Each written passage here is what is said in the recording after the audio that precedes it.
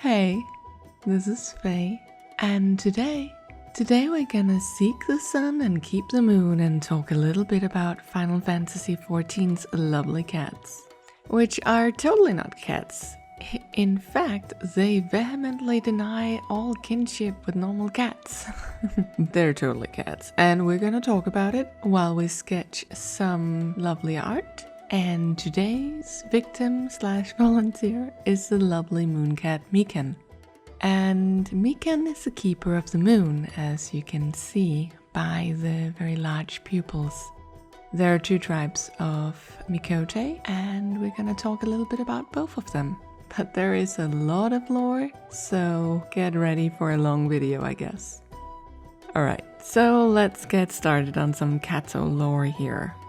Like how their physical attributes are very cat-like. They have the tail that gives them superior sense of balance, and of course, maybe even more noticeable, the cat ears that affords them a great hearing. And also their love of freedom above anything else. Right down to the fact that they prefer clothing that does not hinder movement, such as heavy armor or restrictive clothing. They also actually purr and growl in their words every now and then, as you can see the Miqo'te do in the U tribe in the Forgotten Springs, or some retainers if they happen to be Miqo'te. The Miqo'te came to Eorzea during the Age of the Endless Frost, also known as the Fifth Umbral Era, as the hunting tribes were trying to follow the prey. They walk over the ice of the frozen blood-brine sea, as the permafrost connected the southern Ilsebard with the northern Eorzea, and 26 tribes make it across. I said they arrived, but I guess I should have said that they returned, because they have actually been here all the way back to, well, some say the first astral era, but at the very least we have evidence that they were here by the third astral era, because at the end of that they are being persecuted and subsequently driven away from Eorzea by the Allagans. And they were unable to walk back to Eorzea after the fall of the Allagans due to the unforgiving peaks of Gurabania standing in their way, so they got out of Eorzea, but they couldn't really get back in. But with the sea frozen, they were able to just walk right back over the ice and get back to the land that they apparently never forgotten they came from some 2,000 years earlier. But they also seem to have some strong ties to Myricidia. They are mentioned using herbs as aloe and sesame seeds to make balms and oils, and those are plants that came from Myricidia. There are also other hints to them coming from Myricidia, but I guess Koji has made this vague statement about where exactly they come from and has stated that historically speaking over the many eras, they have moved all over with the climate and the prey. They love their traditions, and they can tend to be slightly isolationist. That's a hard word. For different reasons, some due to some social stigma, some due to hostile environments, some due to a fierce need to protect their sacred land. They are generally fiercely territorial. While they have adapted to the common tongue early on due to trade relations, you can still hear remnants of the old Miqo'te tongue, which is called hunt speak and consists of a series of tongue clicks and whistles to communicate with the rest of the group they're out hunting with. You can also hear it in some of their names, as they tend to like to interject a H sound or h sounds or spitting sounds into their words and their names. There are, as mentioned, two different kinds of Miqo'te, though you do see evidence of crossbreeding happening here and there, but they generally keep themselves separated. There are the Seekers of the Sun, and there are the Keepers of the Moon, and I think we're gonna start with the Seekers because they have a lot more representation in the game, as they have 26 tribes, whereas the Keepers of the Moon are just the Keepers of the Moon. When the Miqo'te arrived in Eorzea, they found out that the Eorzean alphabet had 26 characters, which fitted perfectly with the 26 seeker tribes that had made it across the ice. So their tribal seers convinced each tribe to take on a letter, and then it was really easy to tell both the tribe name and the given name and the surname from their names. All names correspond to a beastkin, cloudkin, or scalekin token that is said to protect the tribe. I put these on the screen, there is a lot of them, but this is actually a really interesting naming convention. So, if you have ever wondered why Ishtola Rul or Nagoras have such odd names, or why they are occasionally called Shtola or Nago, it is because their name consists of a letter denoting the clan that they come from, and a given name, and then their surname, which is the name of their sire. So if we take Shtola as an example, she would be Shtola of the Jaguars, sired by Rul. That's pretty cool, isn't it? And this whole thing with the who sired them is important because the Seekers live in a strong patriarchy where one dominant male, called a Noon, is ruling the tribe, and he gets to sire all of the children during his rule. It's kinda like lions, only unlike lions, this guy will allow the males to stay with the tribe, but then they are called Tia, meaning non-breeding males. There is generally only one Noon per tribe, and he holds the sole breeding rights, and you can see how some of these couplings, as they're called, seem pretty organized if you listen in on some of the NPCs that are talking in, for instance, Forgotten Spring. But most of the males born in a tribe will seek away from the tribe and maybe try to start their own with blackjack and hookers, or they may go adventuring. The M tribe does, for instance, mention that they once had a territory that was so vast that there was 2 Noons. And this lovely post in the law forums specify that it is usual to have 1 Noon per 10 to 50 females. So in order to have had 2 Noons, or the need for 2 Noons, it must have been a big territory and there must have been a really lot of females in this clan. So being Noon sounds like a pretty sweet job, but how do you become one? Well, in order to become the Noon, you must defeat the ruling one, and then the ruling one will go back to become a Tia if he survives this. However, as the quests given by Ukuba Tia in the Forgotten Springs indicate, sometimes the Noon will set up 2 crown princes in play, and then he'll make up a rule where he says that you must clear out the competition to win the right to challenge me, the current Noon.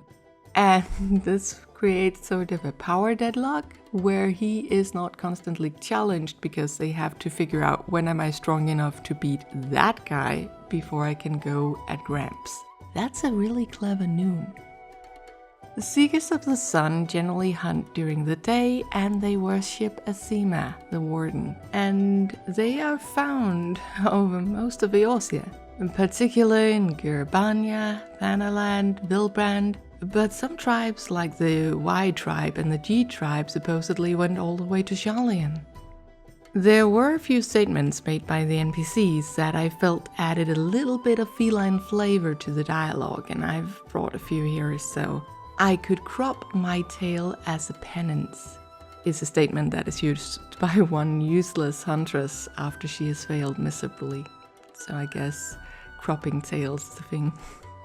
Not many among the U tribe make my tail curl so, is a phrase used by one of the Seeker ladies in the U tribe to describe how she fancies a person. Their favorite food is often alluded to be fish, though some prefer straight up meat. The game has given several recipes that are Miqo'te staples, and I've displayed some on the screen.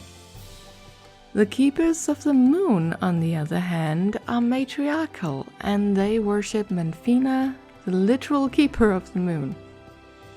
They have a longer tail than the Seekers, and they have bigger pupils and a darker fur.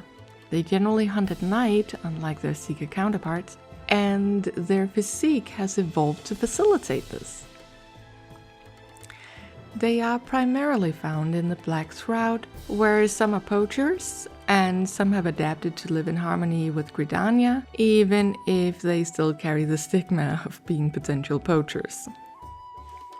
The keeper names consist of short, powerful syllables, kinda like a lot of the seeker names, but they are centered around the female name. So for instance, if a Miqo is called Sifa Vime, then Sifa would be the given name and Vime would be the mother's surname, not the father's surname. And if you're a male child, you will literally be named as your mother's son. Like that would be your name, mom's boy. Mom's boy number blah. So let's make an example. Let's say that Sifa eventually got a son, or more sons, and then he would not only get her surname, but he would also get her given name plus a suffix to indicate what number of offspring he was. So if he was the second born, then he would be Sifaton. The suffixes are displayed on the screen, and even though there are a lot of them, for a huge family of boys in the family, the lore manual does state that it is very uncommon for even the biggest families to have more than 2 or 3 sons in a family. Also because, well, primarily the Miqo'te get female offspring. The keepers don't really do settlements the way the seekers do, and often they are living 2 or 3 families together who will share the hunt in a given area and sort of live and hunt together. Each family is centered around an all-important mother figure, and, well, the men are best in small doses, as the quest states. Generally, they are allotted to roaming around and eventually coming to visit with some game every now and then. The keepers use war paint, made from berries from an herb called soldier's sore, and it's a crimson juice paint, which is used to signify their willingness to bloody their hands, but also to advertise to the gods that they will serve as fierce warriors for them if they should fall. The blood red juice of the berries may be deadly if consumed, but it makes for excellent paint, and the keepers believe that the vivid colors will grant them lunar powers. The keepers of the moon are known to be more reserved, bordering brooding compared to their seeker counterparts. You may feel that there's a lot of Miqo'te females, and you'd be right, but there are far more Miqo'te females than there are male-born in both tribes. Speaking of males, all of the males and some of the females have these marking on their face. You can also see that I have painted them on Mikan. And these are not paint or tattoos, they're more like birthmarks or patterns in a way, kind of like you'd have fur patterns, and these will darken with age. In general, most Miqo'te tribes, both keepers and seekers, they are keen and skilled hunters, and they're known for this. They're even recognized to be on par with the Ellisons when it comes to archery, which, let's be real here, that is not a small praise to get from the self-centered Dalmils, right?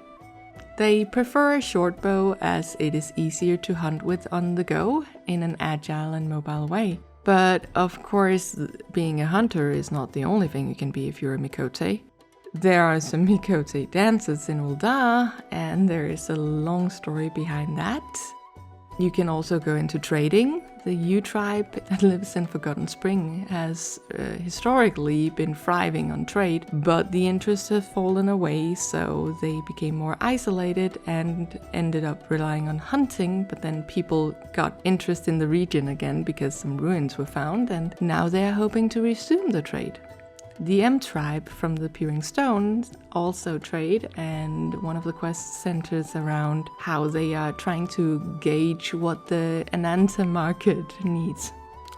Some are also mystics, and it was actually Miqo'te mystics that found out that ether permeates all living things as it exists in its own distinct dimension, separate from the physical plane, so that is no small discovery. And they started making this idea that ether was like the lifeblood in the veins of Eorzea. I mentioned this before, but there are seeker tribes all over the place, and the keepers are generally found in the Shroud. But if we look at some of the tribes that we know where are, you have tribes like the U tribe in Thanalan at the Forgotten Springs, and then the M tribe in Gurabanya at the Peering Stones. And then we have the Y tribe, where both Stola and Mithra come from, and they were from Chilean. And considering that Graha has the tattoo of a sage and is the student of Baldessian, we can assume that the G tribe will also come from Chilean too. The H tribe is a little bit tricky for me to pin down because Graha, being a part of the Fist of Ralgar, that kind of points to him being raised in Gurabanya. But then we have the badass Miqo'te smith Hnansa, who is living in Limsa and seeming quite at home with that, so that points to that tribe being from Vilbrand. The R tribe seems to be based on Vilbrand as Rashat, Riki, who is born in Limsa Lominsa. Some of these names are hard, I'm just putting that out there, so please don't hang me if I pronounce this wrong or weird.